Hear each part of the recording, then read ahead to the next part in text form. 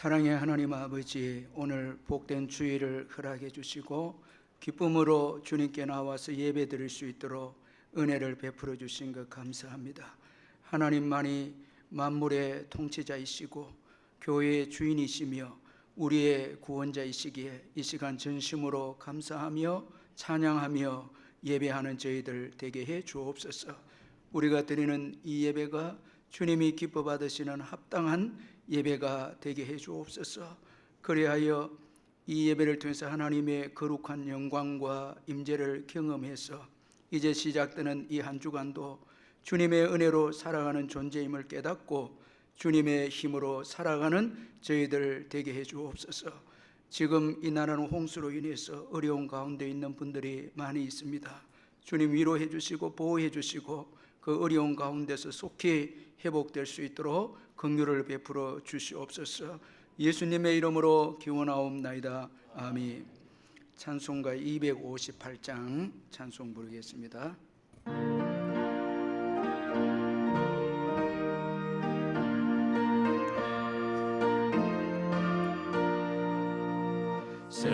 샘물과 같은 보혈은 주님의 피로다. 보혈의 죄를 씻으면 정하게 되겠네.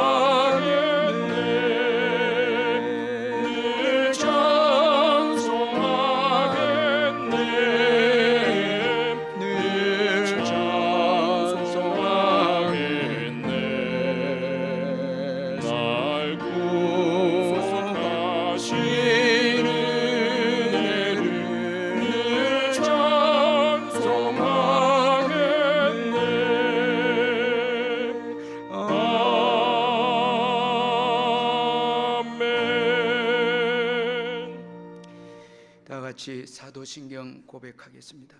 나는 전능하신 아버지 하나님 천지의 창조주를 믿습니다. 나는 그의 유일하신 아들 우리 주 예수 그리스도를 믿습니다. 그는 성령으로 잉태되어 동정녀 마리아에게서 나시고 본디오 빌라도에게 고난을 받아 십자가에 못 박혀 죽으시고 장사된 지 사흘 만에 죽은 자 가운데서 다시 살아나셨으며 하늘에 오르시어 전능하신 아버지 하나님 우편에 앉아 계시다가 거기로부터 살아있는 자와 죽은 자를 심판하러 오십니다. 나는 성령을 믿으며 거룩한 공교회와 성도의 교제와 죄를 용서받는 것과 몸의 부활과 영생을 믿습니다. 아멘. 이 시간 우리를 대표해서 강희수 장로님 나오셔서 기도하시겠습니다. 한 주간도 주님의 은혜 속에 살아오게 됨을 감사를 드립니다. 우리를 하나님의 자녀 삼아주시고 때를 따라 일용할 양식을 주시고 안전하게 보살펴 세상에 따라가지 않고 오늘도 예배자리로 인도하여 정직이를 살아갈 수 있도록 함께 하신 것 감사를 드립니다. 한 주간도 세상에 살면서 하나님 앞에 바로 살지 못한 것 있으면 예수님의 보혈로 깨끗이 씻어 주옵소서. 한우들 위하여 기도합니다. 여러 가지 질병으로 고통 중에 있는 한우들 주님께서 어루만져 주셔서 깨끗이 나음을 받게 하옵소서. 자녀를 기다리는 자 기도 소리를 들으시고 자녀를 허락하여 주시고 직장이 없는 자들 직장을 허락하여 주시고 군으로 해외로 나가 있는 자녀들 주님이 보호해 주시고 결혼 정년기에 있는 자녀들 좋은 배필을 허락하여 주옵소서. 다음 세대를 위하여 기도합니다. 성교원과 영아부, 유아부, 유치부, 초등 1, 2, 3부, 중고등부, 청년 1, 2부 특별히 보살펴 주시고 이들이 믿음으로 잘 자라서 다음 세대의 귀한 일꾼들이 되게 하시고 이번 여름 성경학교와 수련을 통하여 하나님을 만날 수 있도록 주님께서 인도하여 주시고 이들이 교회와 나라와 열방에 나갈 수 있는 다음 세대의 귀한 시대들이 될 수 있도록 인도하여 주옵소서. 수고하시고 또 기도로 준비하는 우리 교육자들 부장 교사 하나 되어 기도의 불이 붙게 하여 주옵소서. 여름 성령학교와 수련의 기간 동안 안전사고 나지 않도록 성령님께서 지켜 주옵소서. 성교사님들 위해 기도합니다. 성교사님들 건강을 지켜주시고 가학들을 위로하시고 필요한 물질로 채워주시고 성교지의 부흥의 불길이 일어나게 하옵소서. 농어촌 미자리 교회와 개척 교회를 어려운 일들이 없도록 하나님께 지켜 주옵소서. 이 나라의 민족을 불쌍히 여기시고 지악의 길에 가지 않도록 하나님께서 기쁘게 하는 이 나라가 되게 하여 주옵소서. 대통령과 의정자 모든 자들이 하나님을 두려워하며 이 나라 백성이 하나님을 두려워하여 지악에 들어가지 않게 하시고 죄를 멀리할 수 있는 이 나라 이 백성이 될 수 있도록 하나님 함께하여 주옵소서. 목사님 영육간에 피곤치 않도록 붙잡아 주시고 한 주간도 기도로 준비하신 말씀 이 시간에 선포하실 때에 성령의 불이 임하게 하시고 악한 사탄마귀 틈타지 못하게 성령께서 지켜주시고 이곳에 예수님의 보혈로 깨끗이 씻어 몸과 마음과 물질을 하나님께 정성껏 드리는 시간 되게 하옵소서. 예수님 이름으로 기도드립니다. 아멘.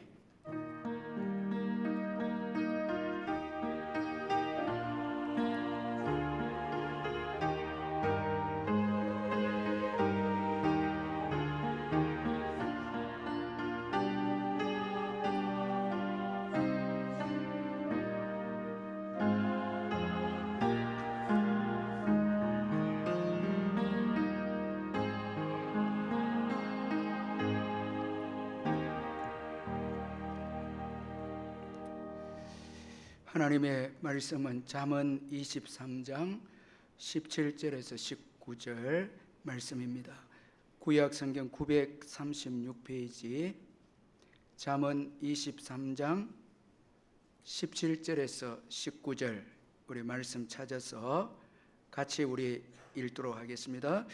내 마음으로 죄인의 형통을 부러워하지 말고 항상 여호와를 경외하라. 정령이 내 장래가 있겠고 내 소망이 끊어지지 아니하리라. 내 아들아, 너는 듣고 지혜를 얻어 내 마음을 바른 길로 인도할지니라. 아멘.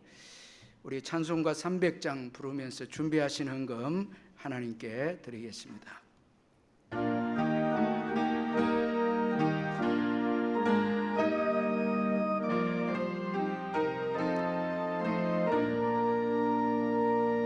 내 맘이 낙심되며 근심에 눌릴 때 주께서 내게 오사 위로해 주시네. 가는 길 깜깜하고 괴로움 주께서 함께하며 내 짐을 지시네. 그네가 내게 족하네. 그네가 족하네. 이 괴로운 세상 지날 때 그네가 족하네. 희망이 사라지고 친구 날 버릴 때 주 내게 속삭이며 새 희망 주시네. 싸움이 맹렬하여 두려워 떨 때에 승리의 왕이 되신 주 음성 들리네. 그네가 내게 족하네. 그네가 족하네. 이 외로운 세상 지날 때 그네가 족하네. 번민이 가득 차고 눈물이 흐를 때 주 나의 곁에 오사 위로해 주시네. 환난이 닥쳐와서 어려움 당할 때 주님의 능력 입어 원수를 이기네. 그네가 내게 족하네. 그네가 족하네.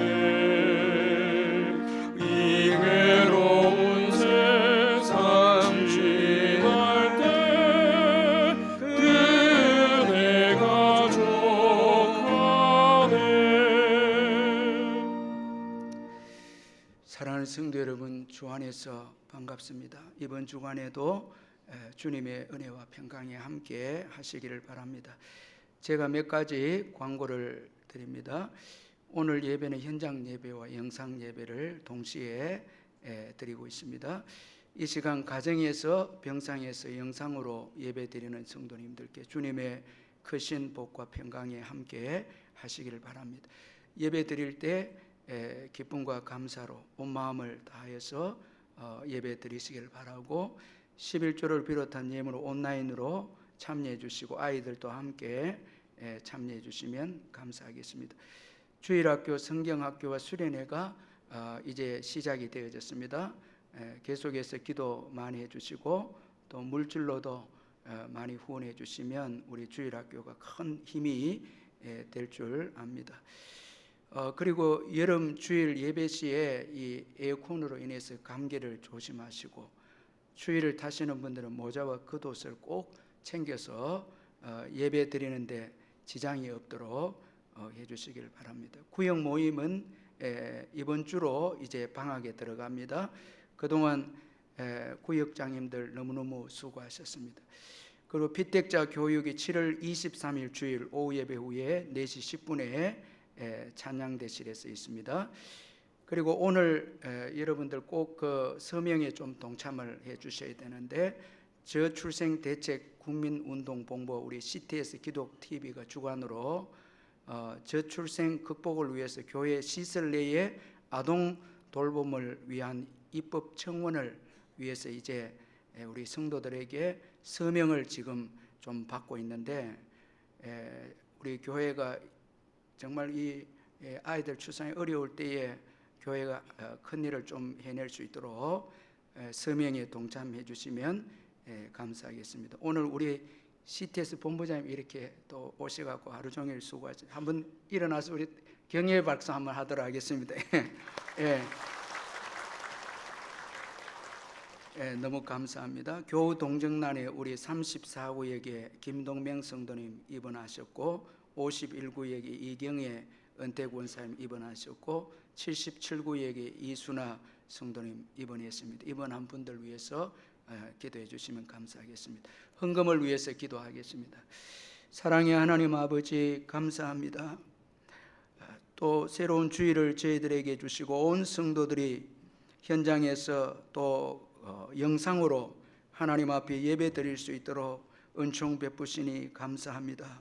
우리의 살아가는 날들이 주님의 은혜가 필요하고, 오늘까지 주의 은혜로 저희들이 다 살아왔습니다. 우리의 남은 생에도 주님의 은혜가 필요합니다. 천국 가는 그날까지, 또 이 땅에서 사명을 감당하는 그날까지 주님께서 저희들에게 은혜를 주시고 사랑을 베풀어 주셔서 넉넉히 세상을 이기며 복음을 위해서 살아가는 저희들이 되게 해 주옵소서. 오늘도 주님을 사랑해서 이곳에 나온 우리 성도님들 한 분 한 분을 만나 주시고 주님이 축복해 주시옵소서. 받은 은혜 감사해서 귀한 예물을 주께 드리오니 주님 받으시고, 성도님들의 모든 사업장과 직장과 일터 위에 넘치는 축복으로 채워 주시옵소서. 병중에 있는 성도님들 예수의 이름으로 깨끗하게 회복되게 해 주옵소서. 여름 성경학교와 수련회가 이제 시작이 되고 있습니다. 하나님께서 성령으로 함께 주셔서 우리 아이들이 말씀을 통해 은혜 받고 또 예수님을 만나고 헌신하는 역사가 있게 해 주시옵소서. 수고하시는 우리 선생님들 위로해 주시고 그들의 땀과 눈물을 닦아 주시고 가정을 주님이 책임져 주시옵소서. 오늘 주일도 주방에서 식당에서 수고하시는 우리 귀한 성도님들 위로해 주시고, 방송부와 또 주차 안내로 수고하시는 모든 분들 주님이 축복하시고 은총을 베풀어 주시옵소서. CTS를 축복해 주시고 울산을 위해서 귀하게 섬기는 귀한 우리 CTS 주님이 붙잡아 주시고 주께서 함께해 주옵소서. 이제 잠시 후에 있을 할렐루야 찬양대 귀한 찬양 주님이 받으시고 저희들에게는 큰 위로와 기쁨의 찬양이 되게 해 주옵소서. 예수님의 이름으로 기도하옵나이다. 아멘.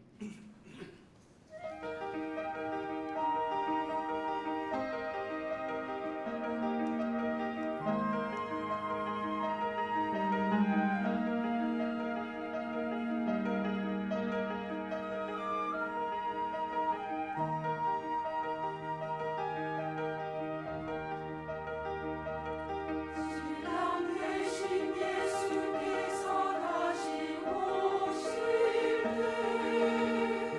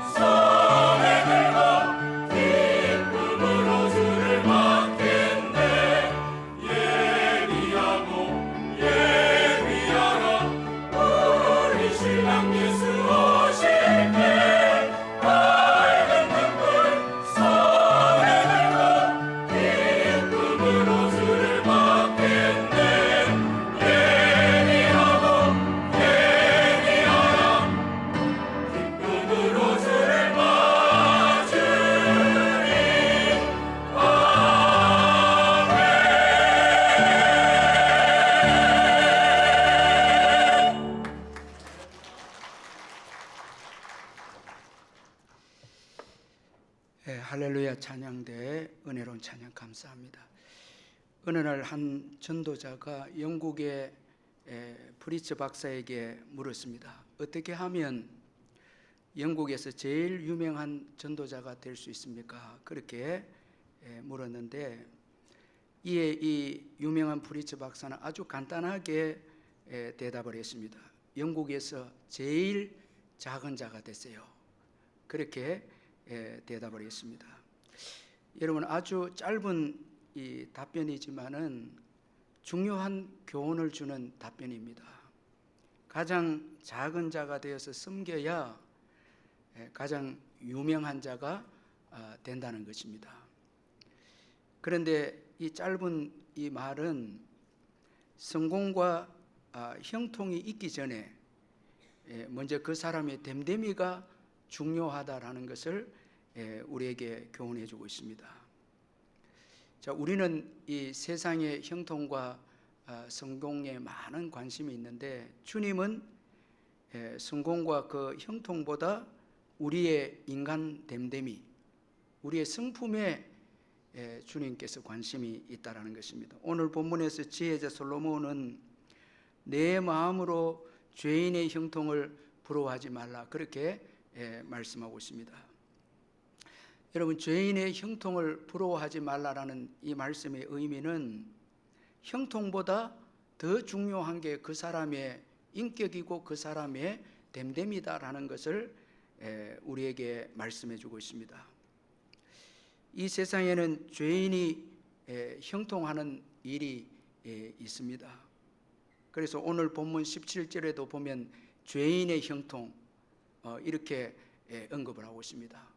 죄인인데도 형통했다는 것입니다. 그래서 죄인의 형통 이렇게 언급하고 있고, 시편 73편 2절 5절에서도 보면 나는 그의 넘어질 뻔하였고 나의 걸음이 미끄러질 뻔하였으니 이는 내가 악인의 형통함을 보고 오만한 자를 질투하였음이로다. 그들은 죽을 때에도 고통이 없고 그 힘이 강건하며 사람들이 당하는 고난이 그들에게는 없고 사람들이 당하는 재앙도 그들에게는 없나니. 죄를 짓고 살아가는데도 너무 잘 되는 거예요. 건강도 하고 재앙도 없고 고통도 없습니다. 자, 그러니까 이 의인들이 죄인들의 형통을 보고 낙심이 됩니다. 자, 죄를 지으면서도 세상의 부와 권력을 차지하고 아무 고난이 없이 지내는 자들이 있습니다. 심지어는 죽을 때도 아무 어려움 없이 죽음을 맞이할 때도 있습니다. 그러나 우리가 성경을 보면 꼭 명심해야 할 것은 죄인의 형통은 결국 파멸로 끝난다고 성경은 말씀하고 있습니다. 죄인의 형통은 영원하지 않고 속히 파멸한다고 말합니다. 시편 37편 1절에서 2절에 보니까 악을 행하는 자들 때문에 불평하지 말며 불의를 행하는 자들을 시기하지 말지어다. 그들은 풀과 같이 속히 배임을 당할 것이며 푸른 채소같이 세잔할 것이미로다. 여러분이 악인들을 표현하기를 풀과 같고 이 악인들의 또 형통을 푸른 채소와 같다 이렇게 표현합니다. 자, 풀은 여러분 금방 마르고 푸른 채소도 아무리 싱싱하지만 푸른 채소도 금방 시들고 세잔하게 되죠. 이 악인들의 형통은 결국은 망하게 되고 파멸로 끝난다고 말씀합니다. 그리고 죄인들이 이 세상에서 아무리 형통했다고 해도 이들에게는 가장 비참하고 불행한 것이 미래가 없다는 것입니다. 그래서 잠언 24장 19절에 보니까 너는 행악자들로 말미암아 분을 품지 말며 악인들의 형통함을 부러워하지 말라. 대저 행악자는 장래가 없겠고 미래가 없다는 거죠. 악인의 등불은 꺼지리라. 장래가 없습니다. 이 죄인들의 형통은 있지만 이들의 결국은 미래가 없다는 것입니다. 그러므로 우리는 형통보다 내가 어떤 사람이 되어야 하는가, 이것이 중요하다라는 것입니다. 무엇을 이루었는가 보다 지금 어떤 사람이 되었는가, 이것이 중요하다는 것입니다. 죄인은 그 자체가 불행한 자입니다. 죄를 짓고 사는 삶 자체가 불행합니다. 여러분, 죄를 지으면 죄책감과 또 죄로 인해서 주어질 심판, 두렵고 죄책감으로 인해서 얼마나 고통스럽습니까? 불안합니다. 곧 심판이 있기에 미래가 없습니다. 죄인이 형통하게 되었다고 이들이 행복한 인생이 되는 것은 아니다는 것입니다. 인생은 결코 성공이나 형통의 문제가 아니고 내가 어떤 사람인가 여기에 달려있다는 것입니다. 따라서 최고 여러분 중요한 게 예수님을 믿는 것입니다. 참 예수를 믿는 것이 최고의 복입니다. 예수님은 우리의 성공과 형통을 위해서 이 땅에 오시지 않았습니다. 예수님은 죄인인 우리를 고치기 위해서 이 땅에 오셨습니다. 그래서 마태복음 9장 12절 13절에 예수께서 들으시고 이르시되 건강한 자에게는 의사가 쓸데없고 병든 자에게라야 쓸데있느니라. 너희는 가서 내가 긍휼을 원하고 제사를 원하지 아니하노라 하신 뜻이 무엇인지 배워라. 나는 의인을 부르러 온 것이 아니오 죄인을 부르러 왔노라 하시니라. 여러분, 의사에게는 병든 자가 필요하죠. 마찬가지로 예수님은 이 죄인을 위해서 오신 것입니다. 의인을 부르러 오신 게 아니고 죄인을 예수님께서는 부르기 위해서 오셨습니다. 우리는 다 죄인입니다. 그래서 로마서 3장 23절에 모든 사람이 죄를 범하였음에 하나님의 영광에 이르지 못하더니 말씀합니다. 그러므로 죄인을 부르러 오신 예수님의 초청에 응해야 하는 것입니다. 저와 여러분은 다 예수를 믿기 때문에 초청에 응해서 우리가 구원을 받고 죄인인 우리가 의인이 되어졌죠. 예수님 때문에 죄인인 우리가 새롭게 되었습니다. 의롭다 하심을 우리가 입고 의인이 되었습니다. 그래서 이제 우리가 죄를 쫓아서 살아가는 인생이 아니고 의를 쫓아가는 인생이 되었습니다. 예수님 때문에 의롭다 하심을 받고 또 예수님께서 우리가 거듭나고 새 생명을 얻고 새로운 피조물이 되어져서 죄를 사랑하던 저와 여러분이 이제는 죄를 싫어하고 의를 사랑하고 진리를 사랑하고 말씀을 사랑하는 자가 되어졌습니다. 이것이 행복이고 이것이 복된 사람입니다. 참으로 이것이 복인 것입니다. 그래서 여러분 시편 1편 1절 2절에 복 있는 사람은 악인들의 꾀를 따르지 아니하며 죄인들의 길에 서지 아니하며 오만한 자들의 자리에 앉지 아니하고 오직 여호와의 율법을 즐거워하여 그 율법을 주야로 묵상하는도다. 그렇게 말씀하고 있습니다. 여러분, 오늘 말씀을 들으러 기쁨으로 이곳에 나왔다면 여러분은 복이 있는 사람입니다. 행복한 사람입니다. 저와 여러분은 예수 믿기 전에는 죄를 좋아했습니다.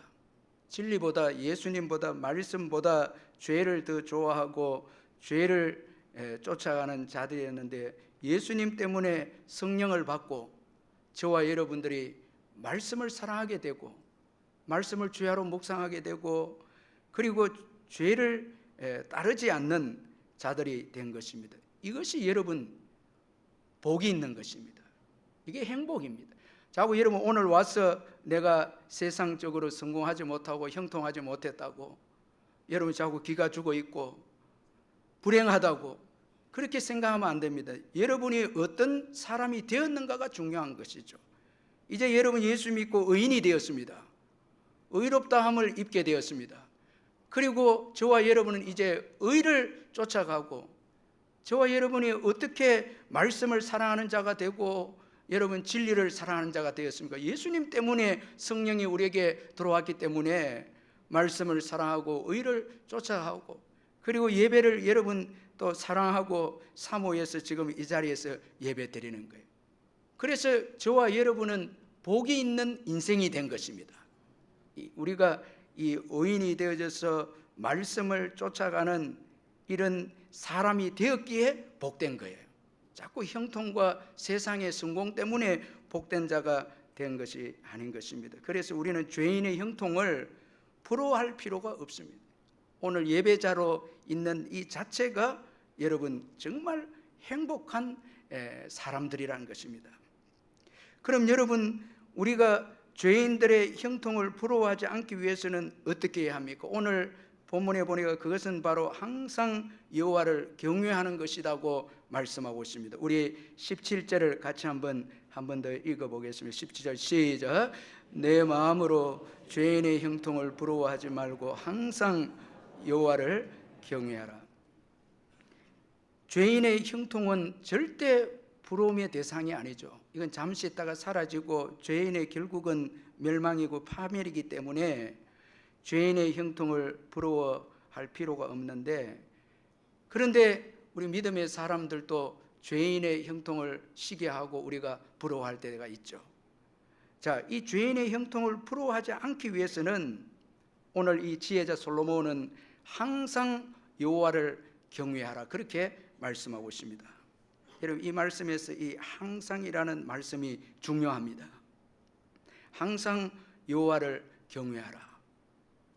자, 이 항상 여호와를 경외하라는 이 말씀 속에 의미를 보면 먼저는 가치입니다. 여러분, 항상 한다는 것은 중요성 때문이죠. 우리가 자녀들에게 항상 해야 되는 것을 가르칠 때는 그것이 가치가 있고 중요하기 때문에 계속해야 되고 늘 해야 되고 항상 해야 된다고 가르치죠. 하나님을 경외하는 것은 하나님 그분의 가치 때문입니다. 최고의 가치입니다. 하나님은 여러분 최고의 선이시고 최고의 가치가 있는 분이십니다. 그분은 대주제십니다. 만물을 창조하셨고 만물을 다스리시고 역사는 그분에 의해서 흘러가고 우리의 생사화복이 하나님께 달려 있습니다. 저는 이 사도행전 큐티를 하면서 참 최근에 은혜를 받은 것은 이 유대교를 신봉했던 이 젊은 청년 사울이 이 교회를 이제 핍박하기 위해서 다메섹으로 가고 있을 때 부활의 예수님께서 나타나셔서 사울을 막으시고 교회를 보호하는 내용이 참 은혜가 되었습니다. 이 교회를 하나님이 지키고 계시고 주님이 교회를 보호하고 계신다는 것을 다시 한번 깨닫게 되었습니다. 여러분, 교회는 우리 성도들만 있는 게 아니에요. 주님이 계십니다.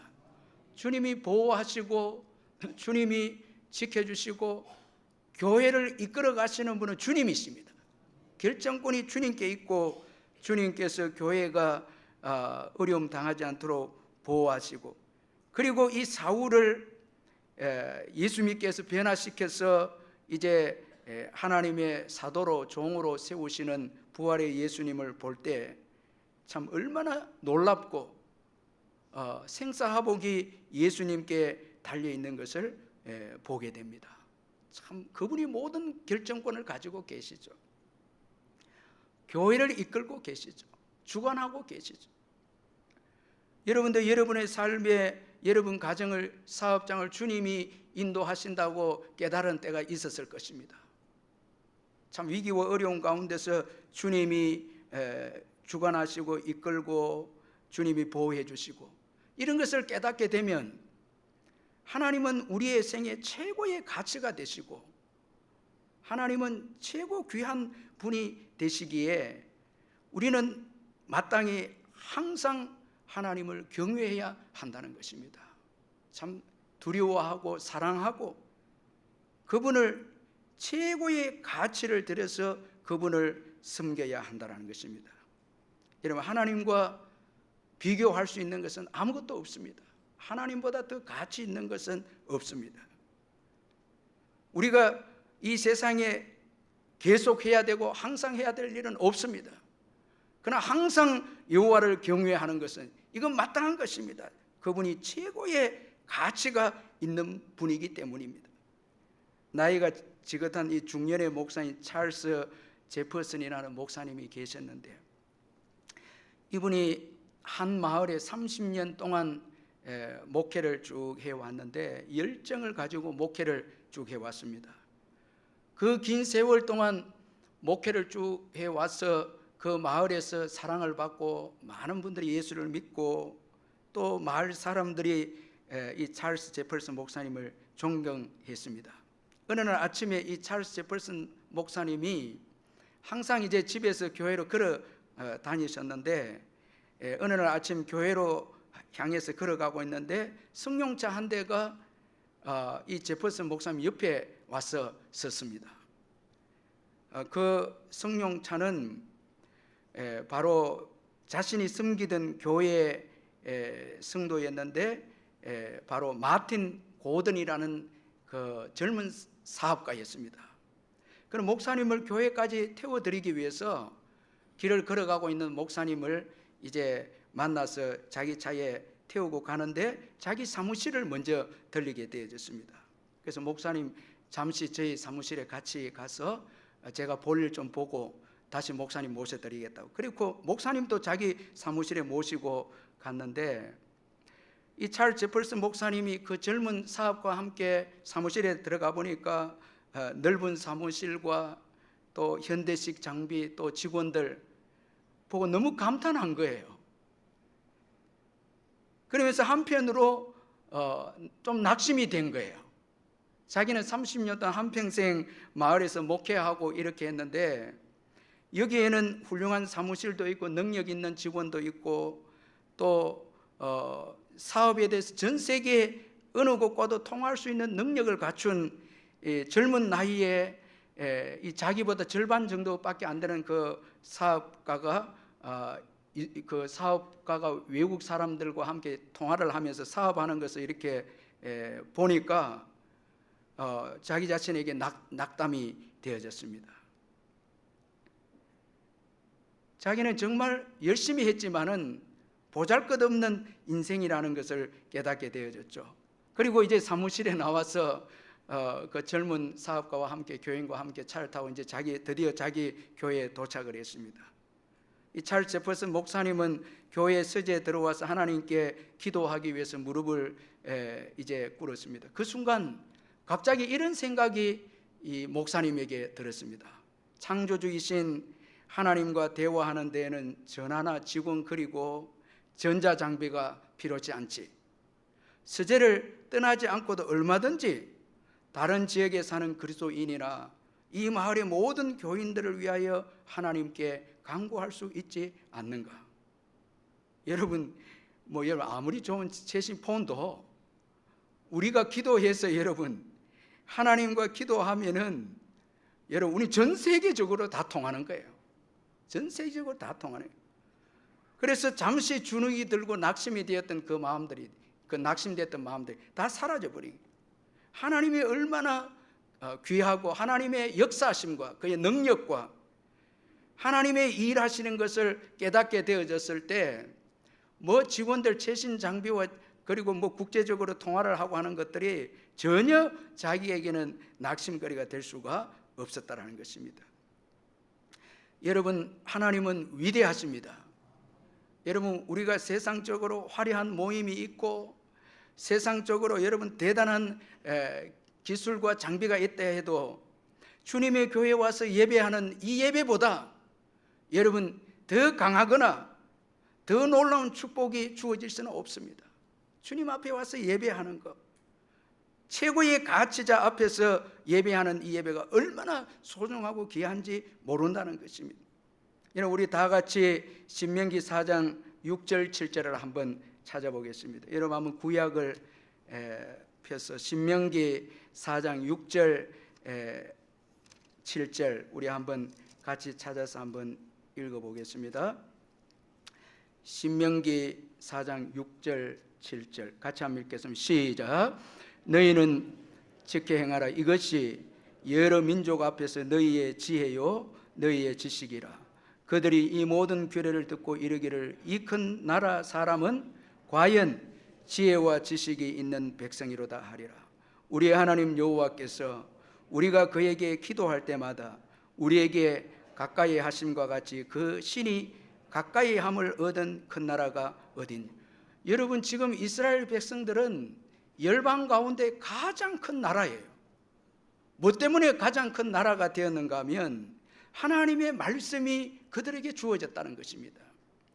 그 하나님의 말씀이 너희의 지혜와 너희의 지식인데 이것은 이스라엘 백성이 큰 나라로 만들었다는 것입니다. 하나님의 말씀이 이스라엘 백성들에게 있었던 것이 여러분 최고의 큰 축복이었죠. 여러분, 하나님의 말씀은 최고의 가치가 아닙니까?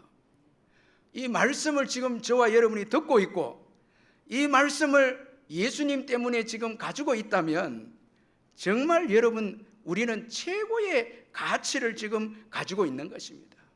오늘 이 예배를 드리는 최고의 큰 복이죠. 큰 은혜. 기도가 어떻습니까? 하나님께 기도할 때 하나님이 가까이 합니다. 어느 신이 여러분, 우상 숭배하는 자들이 그들의 신을 여러분 기도했을 때 그 우상들이 가까이 하는 신이 어디 있습니까? 없습니다. 하나님은 기도하는 우리와 함께 하십니다. 그런 거로 하나님께 기도하는 것이 얼마나 큰 특권이고 가치가 있고 말씀을 듣는 것이 얼마나 가치 있고 큰 특권인지 모른다는 거예요. 이 하나님 그 자체는 최고의 가치입니다. 그런데 여러분, 그 이스라엘 백성이 가나안 땅에 들어갈 때 하나님께서 당부한 것은 우상들을 연구하거나 조사하거나 그렇게 하지 말라고. 하나님 말씀만큼 지혜가 있고 능력이 있고 가치가 있는 것이 없다를, 이 말씀을 우리가 가지고 있는 거예요. 그런 거로 여러분, 항상 여호와를 경외해야 하는 거죠. 최고의 가치. 제가 미국에 갔을 때 너무 어처구니가 없는 거는 우상들을 가져와서 그걸 분석하면서 그 청교도 나라가 우상들을 이제 그 예술품이고 미술품에다 가지고 와서 그걸 연구하고 있는 거예요. 너무 마음이 아픈 거예요. 여러분, 하나님보다 더 가치 있는 것이 없습니다. 그러므로 하나님께 예배하는 것 최고 가치죠. 누가 예배할 수 있습니까? 예배할 수 없죠. 예수 믿는 자 외에는 예배할 수 없죠. 누가 기도할 수 있습니까? 아무나 기도할 수 없죠. 예수 믿는 자만이 기도할 수 있죠.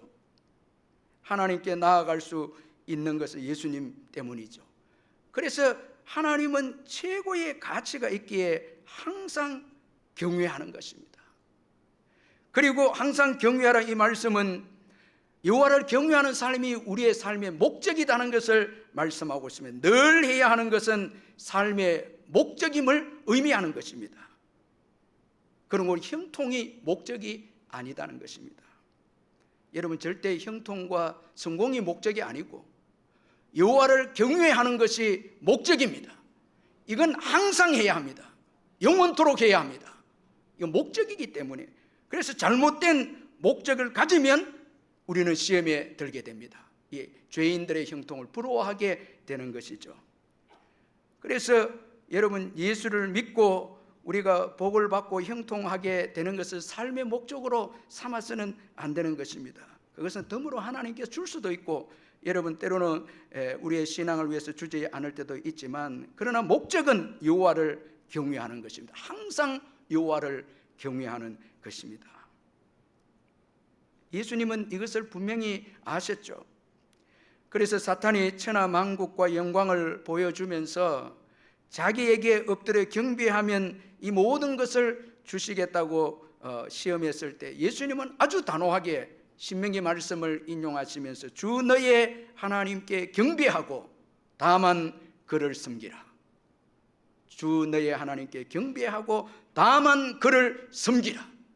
여러분, 오늘 이 시간 경배하고 찬양하는 것이 우리의 삶의 목적입니다. 이것으로 여러분 기뻐하시고 즐거워하시기를 주의 이름으로 축원합니다. 이 자체가 귀한 거예요. 여호와께 경배하고 즐거워하는 거예요. 찬양하는 거예요. 이것이 우리의 지음받은 목적입니다. 찬송하기 위해서 하나님께서 우리를 지으셨다라는 것입니다. 이것을 잊으면 안 됩니다. 여러분, 오늘 저와 여러분 행복자입니다. 우리가 지금 예배하고 있고 여러분 주를 섬기고 있기 때문에 우리는 행복자입니다. 자꾸 여러분 이 시간에도 내가 세상적으로 형통하지 못하고 성공하지 못해서 자꾸 여러분 예배 시간에도 여러분 환하게 이렇게 웃으면서 예배 안 드리고 자꾸 나는 부족하고 실패했고 나는 지금 형통하지 못하다고 불행한 자라고 그렇게 하면 안 돼. 이거는 오해입니다. 여호와를 경배하고 여호와를 섬기는 것이 우리의 삶의 목적입니다. 그렇다면 예배하는 이 시간, 우리의 삶의 목적이 여러분 이게 이루어진 시간 아닙니까?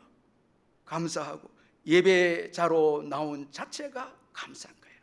여러분 이곳에 오신 게 이 감사예요.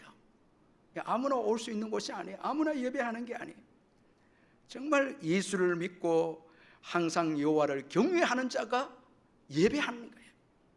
이 삶의 목적을 분명히 알고 예배한다는 얼마나 감사한지 모르죠. 또한 항상 경외하라 이 말씀 속에 우리의 신앙생활에는 어려움이 있다는 것입니다. 시험이 있고 고난이 주어진다는 것입니다. 그래서 항상 경외하라 말씀합니다. 이 항상 속에는 인내해야 한다는 것입니다. 이 땅이 전부가 아니다는 것입니다. 자, 인내를 통해서 하나님은 우리의 신앙 인격을 다듬는데 야고보서 1장 4절에 보니까 인내를 온전히 이루라. 이는 너희로 온전하고 구비하여 조금도 부족함이 없게 하려 함이라. 자, 인내가 필요합니다. 그런데 이 인내하는 동안에 많은 유혹들과 시험들, 죄인들의 형통을 통해서 주어지는 시험과 또 여러 가지 환난과 고난이 우리에게 주어질 수 있습니다. 그런 때에도 항상 여호와를 경외해라. 자, 시험에 넘어지지 말고 형통한 것에 마음에 빼앗기지 말고 고난이 왔을 때도 그 고난이 전부인 양 생각하지 말고 항상 여호와를 경외해라. 하나님을 섬기라는 거예요. 변함없이 하나님을 섬기라는 것입니다. 여러분 변함없이 하나님을 섬기시기를 바랍니다. 항상 섬겨야 돼요. 흔들리면 안 되는 거예요. 자, 많은 어려움이 있고 시험이 있고 이 땅에는 죄인이 형통한 경우가 많이 있다는 것입니다. 그러나 그때에도 흔들리지 말고 항상 하나님을 경외하라는 것입니다. 그래서 여러분 기도도 자꾸 포기하고 전도도 포기하고 이렇게 하면 안 돼요. 변함없이 해야 되는 거예요. 항상 해야 되는 거예요. 여러분 이 땅이 전부가 아닙니다. 전부가 아닙니다. 이 땅이 전부가 아닙니다. 예수님이 다시 오셔서 주실 상이 있습니다. 그래서 요한계시록 22장 12절에 보라 내가 속히 오리니 내가 줄 상이 내게 있어 각 사람에게 그가 행한 대로 갚아주시리라. 그가 행한 대로 갚아줘. 우리는 예수님의 재림을 기다리는 자들이에요. 이 땅이 전부가 아니에요. 악인들이 이 땅에서 형통하게 된 것에 마음이 뺏기면 안 되는 거예요. 시험에 들고 여러분 고난이 와서 주저앉고 이렇게 하면 안 된다는 거예요. 인내하며 고난을 이겨내고 그래서 항상 여호와를 변함없이 경외하는 신앙을 가져야 한다는 것입니다. 욥이 여러분 이런 점에서 우리에게 참 도전을 주고 있죠. 자식들과 재산을 다 잃고도 욥이 욥기 1장 20절 21절에 보니까 욥이 일어나 겉옷을 찢고 머리털을 밀고 땅에 엎드려 예배하며 이르되 내가 못해서 알몸으로 나와 싸운즉 또한 알몸이 그리로 돌아가올지라 주신 이도 여호와시오 거두신 이도 여호와시오니 여호와의 이름이 찬송을 받으실지니이다. 여러분 정말 큰 시험이 오고 다 잃었는데도 항상 여호와를 경외합니다. 여러분 이 믿음 대단한 믿음이잖아요. 예배합니다. 주신 자도 여호와시고 거두신 이도 여호와시다는. 자, 여러분 이 주고 거두고 하는 여기에 마음 빼앗기지 말고 항상 계시는 그 하나님을 항상 경외하는 것입니다. 이거 아주 중요합니다. 어려움이 있기 때문에 이 땅에서 환난과 핍박과 시험이 있기 때문에 항상 여호와를 경외하라 그렇게 말씀하고 있습니다. 여러분 항상 여호와를 경외하는 신앙을 가질 때 악인의 형통함을 부러워하지 않게 됩니다. 그리고 마침내 우리는 복된 미래를 맞이하게 됩니다. 우리 18절 같이 한번 읽어보겠습니다. 18절 시작. 정령이 내 장래가 있겠고 내 소망이 끊어지지 아니하리라. 할렐루야. 정령이 내 장래가 있겠다. 반드시 내 장래가 있겠다. 여러분 확신 있게 말씀하고 있습니다. 여러분 우리가 하나님이 확신하게 말씀하는 것은 안 믿고 세상에 여러분 확실하게 말하는 것을 믿고 이렇게 하면 안 돼요. 여기 확신 있게 그의 백성들이 항상 여호와를 경외하라. 그러면 반드시 정령이 내 장래가 있다. 그렇게 말씀하고 있습니다. 확신 있게 말씀하고 있습니다. 의심하지 말고 믿어야 합니다. 아멘. 의심하지 말고 예수 잘 믿어야 됩니다. 아멘. 절대 여러분 기도를 포기하거나 예배를 포기하거나 빛과 소금의 사명 역할을 포기해 진리대로 사는 것을 절대 포기해서는 안 됩니다. 정말 최고의 가치를 주님께 드려야 합니다. 이 여호와를 경외하는 것입니다. 이 백화점왕 존 워너메이커가 중국에 갔었을 때 어느 시골 길을 걷는데 이상한 광경을 보았어요.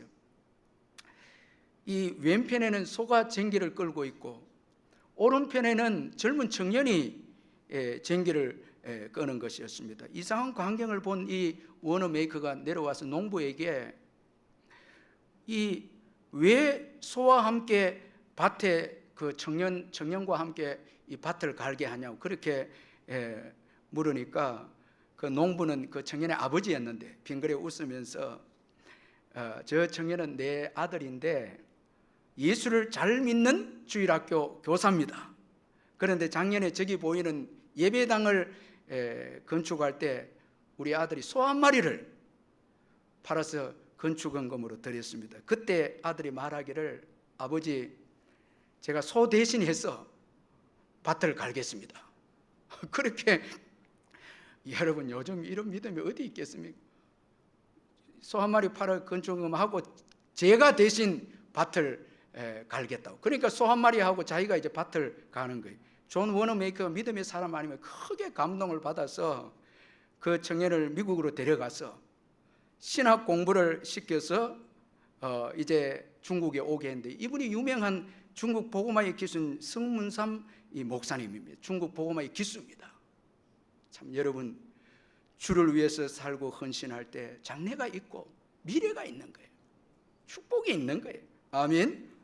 여러분 반드시 하나님이 복되게 열어주시는 거예요. 최고의 가치를 최고의 가치 되는 분에게 드릴 때 하나님은 반드시 복된 미래를 열어주시는 것입니다. 그래서 여러분 항상 여호와를 경외하시기를 주의 이름으로 축원합니다. 어떤 어려움이 와도 어떤 시련이 와도 여호와를 최고의 가치를 두고 항상 여호와를 섬겨야 하는 거예요. 하나님이 밀려나면 안 됩니다. 그런데 여러분 이 항상 여호와를 경외하는 것은 쉽지 않습니다. 최고 중요한 것은 마음의 문제입니다. 자, 그래서 여러분 오늘 본문에 보면 17절에 내 마음으로 19절에 하반절에 보니까 내 마음을 이렇게 표현합니다. 여러분 우리 마음을 잘 다스리지 아니하면 우리 마음을 잘 다스리지 아니하면 항상 여호와를 경외하는 신앙 가질 수가 없습니다. 자, 마음을 세속에 내버려 두고 마음을 여러분 우리 죄성에 맡기면 항상 여호와를 경외하는 신앙이 나올 수가 없습니다. 자, 우리 19절 한번 마지막 같이 읽어보겠습니다. 시작. 내 아들아 너는 듣고 지혜를 얻어 내 마음을 바른 길로 인도할지니라. 자, 여기 듣고 지혜를 얻어야 우리의 마음이 바른 길로 가게 되는데 여호와를 경외하는 길을 선택하죠. 듣고 지혜를 우리 마음속에 채울 때 하나님의 말씀을 듣고 여러분 하나님의 말씀이 주는 지혜를 우리 마음속에 담을 때 우리는 세상의 유혹에 넘어지지 않아요. 악인들의 형통을 부러워하지 아니하고 여호와를 경외하는 길을 선택하게 된다는 것입니다. 하나님의 말씀을 듣고 여러분 오늘도 말씀 듣고 정말 하나님 말씀대로 살아야 되겠다. 그렇게 지혜를 얻고 이제 신앙이 생긴 거예요. 말씀을 듣고 지혜를 얻어서 여러분 지혜를 우리 마음속에 간직할 때 우리 마음을 바른 길로 인도할 수 있는 것입니다. 여호와를 경외하는 길로 가게 하는 것입니다. 여호와의 말씀을 듣고 지혜를 얻는 참 이 지혜가 중요하거든요. 세상도 지혜가 참 중요합니다. 제가 그 김소영 씨의 요즘 저는 아버지께 책 읽어드립니다라는 그 책을 보니까 인도의 그 사프리 야루 왕을 그 책에서 소개하고 있는데 이 사프리 야루 왕은 이제 결혼했는데 그의 아내가 그 하인과 이제 미래를 하게 됩니다. 바람을 피우게 되는데 이것을 목격하고 이 사프리 야루 왕이 그 아내와 하인을 그 자리에서 죽입니다. 그리고도 이 분에 차지 않아서 모든 세상의 여자를 상대로 해서 복수하기 시작합니다. 그래서 이제 왕비를 맞이하면 그 다음날 죽이는 거예요. 그 다음날 또 죽이고 또 죽입니다. 그러니까 인도의 온 나라의 처녀들과 가족들 공포에 전부 다 사로잡힌 거예요. 자, 이 왕비로 선택되면 그 다음날 죽는 거예요. 그때 한 신하의 딸 이 세헤라 자데라는 처녀가 자원해서 왕비가 되기를 원합니다. 자원해서 왕비가 되는데 결혼 첫날 밤 그녀는 왕에게 세상에 온갖 재미있는 이야기를 다 해주는 거예요. 자, 어느덧 아침이 되었습니다. 그 다음 이야기가 궁금해서 안 죽입니다. 자, 그 다음 이야기가 너무 재미가 있으니 궁금해서 안 죽이고 그러면서 천일 가고 하루 더 가는 거예요. 계속 이야기를 들으면서 이 사프리 야로 왕이 그 미움의 복수가 이야기를 통해 치유가 됩니다. 그러면서 이 세헤라 자데라는 여인을 사랑하게 됩니다. 사랑하게 되는 거죠. 자, 여러분 이 세헤라 자데의 지혜, 참 여러분 이 얼마나 이 탁월한 지혜가 아닙니까? 미래를 있게 하는 거죠. 그런데 우리가 말씀을 통한 이 지혜는 현세뿐만 아니라 내세에도 우리에게 유익을 주고 복을 주는 거예요. 하나님의 말씀이 주는 지혜, 이건 여러분 현세뿐만 아니라 내세에도 이런 여러분 지혜를 우리 마음속에 채워주는 거죠. 그래서 마음으로 하나님의 말씀을 통해서 지혜를 담을 때 우리는 하나님을 경외하는 길을 선택하게 됩니다.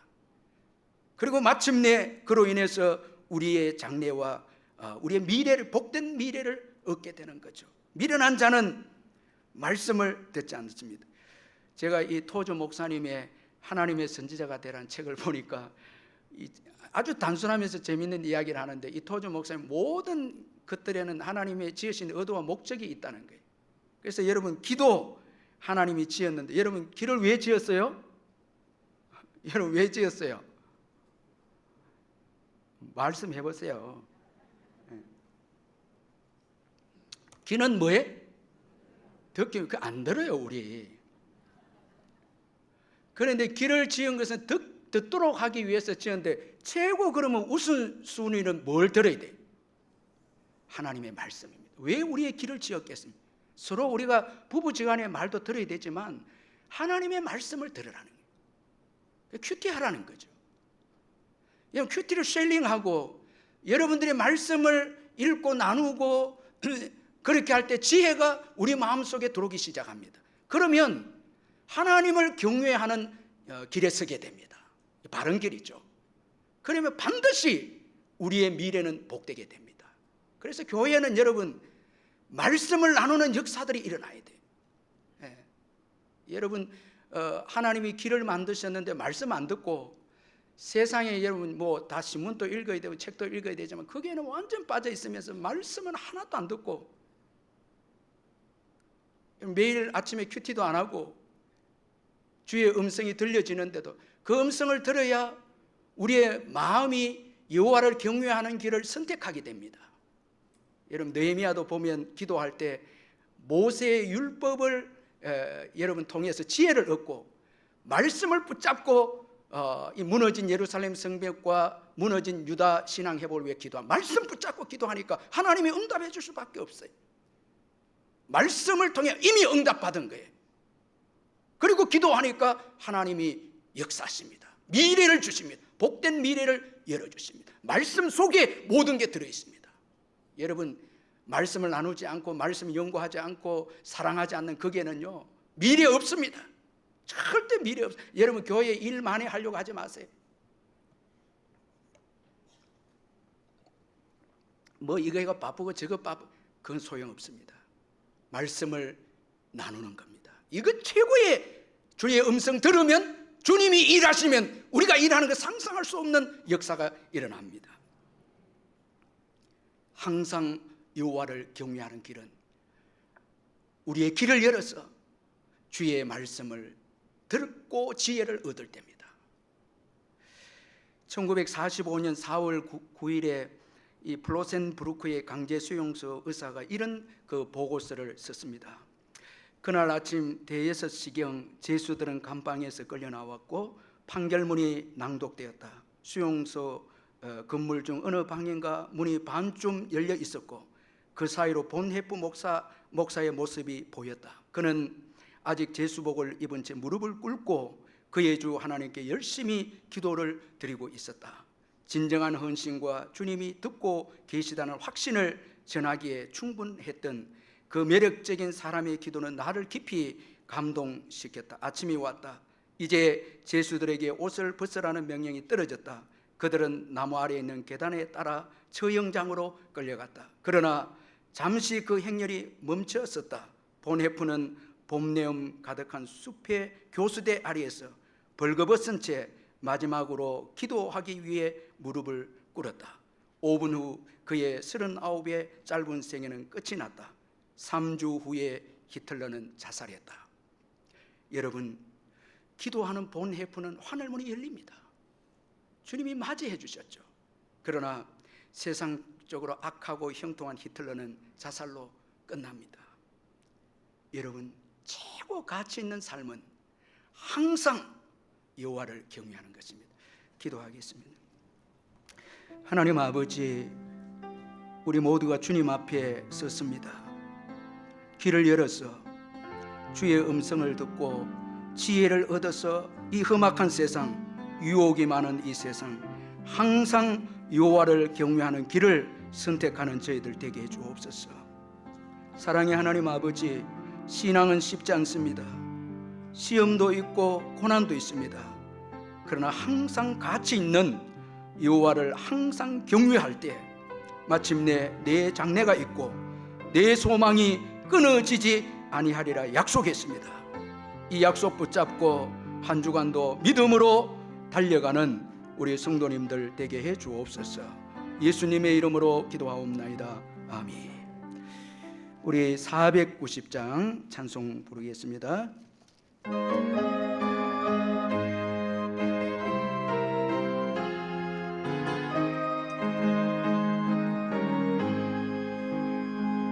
주여 지난 밤 내 꿈에 깨었으니 그 꿈이 이루어 주옵소서.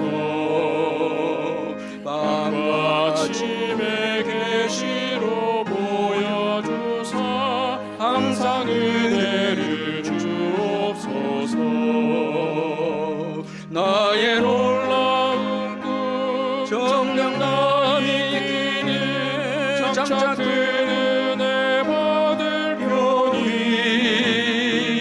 나의 놀라운 꿈 정녕 이루어져 주님 얼굴을 배우리라. 마음 외롭고 아파서 낙심될 때 내게 소망을 주셨으며 내가 영광의 주님을 바라보니 앞길 환하게 보이도다. 나의 놀라운 정녕 남이 길을 장차 그 은혜 받을 편이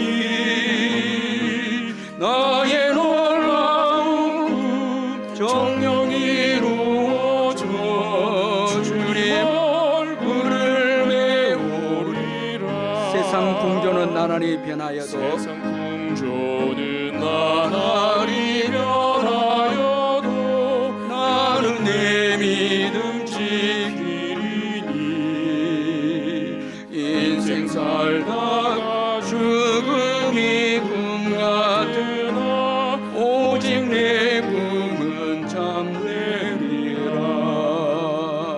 나의 놀라운 꿈 정녕 남이 길을 장차 그 은혜 받을 편이 나의 놀라운 꿈 정녕 이루어져 주님 얼굴을 배우리라. 우리 주 예수 그리스도의 변함없는 은혜와 하나님 아버지의 영원하신 사랑과 성령의 교통하심과 위로하심과 충만하심이 예배에 참석한 성도님들 심령 위에 영원토록 함께 있을지어다. 아멘.